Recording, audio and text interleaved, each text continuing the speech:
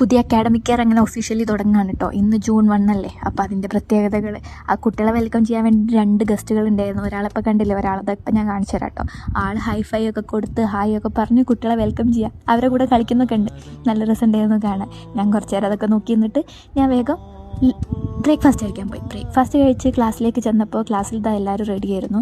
പിന്നെ ഞാൻ നോക്കിയപ്പോൾ ക്രീഡോ സെക്ഷൻ നല്ലോണം അലങ്കരിച്ചിട്ടുണ്ട്. പാരൻസ് ഒക്കെ കുട്ടികളെ കൊണ്ടുവന്നാക്കുന്നുണ്ട്. ക്രീഡോ സെക്ഷൻ എന്ന് പറഞ്ഞാൽ പ്രീ പ്രൈമറി സെക്ഷൻ തൊട്ട് 2ാം ക്ലാസ് വരെ ഇവിടെ ക്രീഡോ സെക്ഷൻ എന്നാണ് പറയുക.